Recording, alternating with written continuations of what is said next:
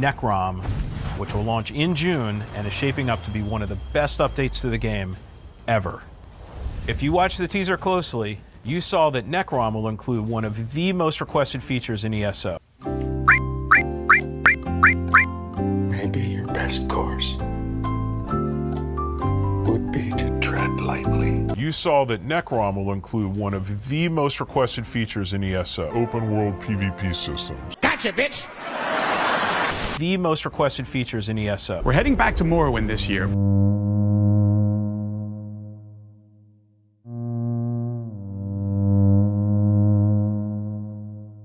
What? How about that? Isn't that amazing? You joke?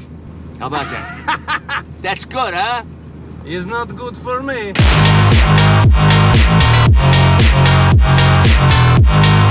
That's right, guys. This is my last Elder Scrolls Online video. No, this is not clickbait. This isn't a get this video to 2,069 likes and I won't quit. This is a the next chapter is so monetized and pay to win that I give up. I can't do ESO content anymore. But Sawman, what do you mean? There's new zone, there's new class, there's 2 new companions, bug fixes in quarter 3. I mean, it all looks great to me. Please help me, Sawman made me do this against my will. He threatened my wife. I need to get out of here. I hate ESO so much. I hear what you're saying and I understand the objection. I mean, you're about to see 10 videos in the next week with a shocked face on the thumbnail saying the game is saved. But the sad fact is, nothing has changed. It's still the same show. Are we just going to forget about all the over monetization and the lack of rewards? I guess it's just not flavor of the month anymore. It was only popular to talk about it because it got you views. But hey, if you're looking for a based view which will be copied by other content creators, stick around and listen to the original and as to why I'm not playing the chapter or doing any ESO content in the future. That was awesome. Those mushroom towers really take me back. Yep. It's playing with these giant mushrooms and all these weird alien kind of bug creatures and robots. Is there any difficulties? You're going to see that familiar alien landscape with the giant mushrooms and all the like. But it's got a very different feel than any of the locations that we've previously explored. This is the first time any game has returned to these lands in almost 30 years, and we were really excited to bring them back. Wait a minute. I feel like I've been here before. I mean, all these assets look exactly the same as Morrowind. You don't suppose? No, they wouldn't. Would they? Did they just use a familiar zone so they don't have to make anything new? Always try to make sure that our players feel like they're genuinely returning to lands they've traveled before. Well, you did it. I definitely feel like I've been here before in a previous chapter. I'm so glad that they made a new zone from the ground up. But I know the folks at ZOS like to build everything from scratch. So when it comes to the Prince's Realm, it's not just like a carbon copy of what we've seen before, right? The Apocrypha that you know and love from Skyrim it's definitely there. I'll admit, the Apocrypha does look different. We don't know what assets are being used there still, because, you know, they need to reveal more to us. But let's be honest, the Telvanni Peninsula, it just looks like a copy and paste of Morrowind. And I'm sure they only did this to be lore friendly and not because they like to cut corners and just reuse old assets all the time. They've never done this before. This is totally the first time they've gone back and reused old assets. So I just wanted to point this out, something that Goblin Coblin has said on Twitter. This is the Storm Surge Howler mount from the new trial in the High Elf patch. And this is the Coldflame Atronach Wolf Crown Crate mount, which has existed for years. And it's quite clearly just re-skinned, recolored, sorry. And this just feels kind of weak. Welcome to Hunt Valley, Maryland, and the headquarters of ZeniMax Online Studios. You just saw a cinematic teaser for the Elder Scrolls Online's next chapter. Go back one. What do you say?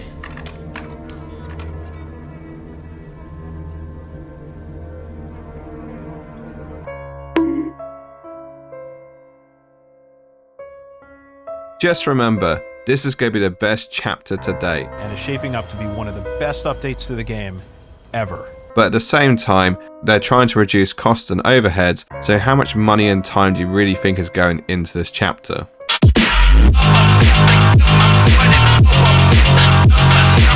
We were initially coming up with the Arcanist. We had a ton of ideas and inspiration coming from all sorts of places. Movies, comics, classic literature, and both retro and modern games. There was even a handful of anime references. A new age has begun! The age of the tentacle! Apocryphal Gate lets you open a pair of temporary portals that you can jump between for extra in-fight mobility, or use these portals for creative exploration. Let's just call this move Streak but Green. I think it's safe to say the new class is very flashy with all these amazing animations, which is really funny because they dumbed down some of the older animations, which I can only assume was because of performance issues. But I'm not even mad about that bit. Two statements were said which everyone seems to have overlooked. All players can easily get a handle on, so no one should worry that this class will be too technical to play. So a very super easy to use class. What was also really super easy to use? Oh, that was right, Oakensole. It was so overpowered you practically had to buy the chapter. So that's good to know. There may even be some unforeseen enemies that have tomes worth of forbidden arcane power to throw at you. This is just the first page of the story of this new class. So let me give you my take on this. This is basically a blue mage, the same as what you get in Final Fantasy. The idea is that you learn spells of enemies and you add it to your repertoire. However, it's the fact that he said this is only the first page, and I kind of get the funny feeling this might be the very first ever class where you might have to buy another chapter or DLC to add spells to it. The fact that they have a picture of the book, which might suggest that there's other books you can buy. I'm making a prediction now. This is the first ever monetized class where you have to buy extra stuff in the Crown Store to enhance your skill line. This is just the first page of the story of this new class. We've had a ton of fun making it, and we've got plenty more to show you as time goes on. But yeah, to summarize, it'll be overpowered, pay to win, it'll break PvP, and I won't be surprised if the animations get nerfed. Best chapter ever, am I right?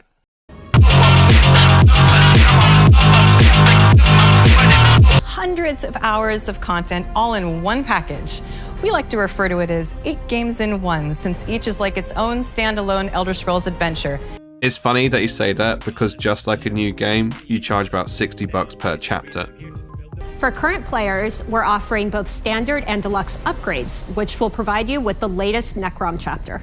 I actually remember buying the High Isle chapter early so I can play it on day of release, only to have the server go down and I was unable to actually play the fucking game that I pre-ordered. So that was great. Everyone will receive this unique mount immediately. Ah yes, the horse that literally has dicks for legs.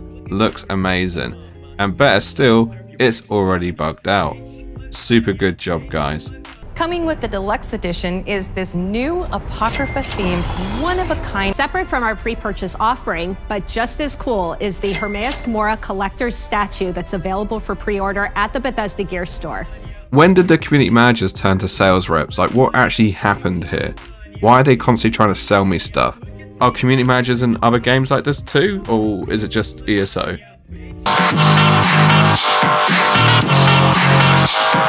The chapter is releasing in June with all the goodies you love and expect. Always so much to do in an Elder Scrolls chapter, and the team has really pulled out all the stops with Necrom. We really have, and players won't have to wait too long. What? Hang on. Rewind. Pulled out all the stops with Necrom. We really have, and... Well, at least he's honest. They haven't pulled out all the stops for Necrom. ESO is a living, breathing world that is constantly evolving. Constantly evolving. Which is why the Cyrodiil map hasn't changed in 5 years. Which is why the Overland is so boring and fucking mediocre. It is constantly evolving, guys. As a team, we're always evaluating where we are, what the game needs, and the community sentiment around how well we're doing. Over the years, we have made many changes based on these evaluations. Bullshit. We want to continue on creating these new adventures while also addressing quality of life feedback and bugs that have emerged over time. Guys, ESO is saved. Block bug fixed in fucking autumn 2023. Let's go! late summer, our focus is going to be on bugs and quality of life additions. Things like pre-made group finder or an all-in-one attunable set crafting station as examples. You know what I hate about this the most? The fact that they're fixing the bugs after the chapter and then making out like this is a new thing, but it's something they always have to do because they always release a buggy chapter. Hell, the QA team was so pissed off with it all that they created a union. But it's also the fact that they always try to give you something as if like they're doing you a favor, but the fact of the matter is they're going to charge you for it. So let's just do some quick math, shall we? How many sets are in the game? And how much money do you think they'll make from an all-in-one crafting station?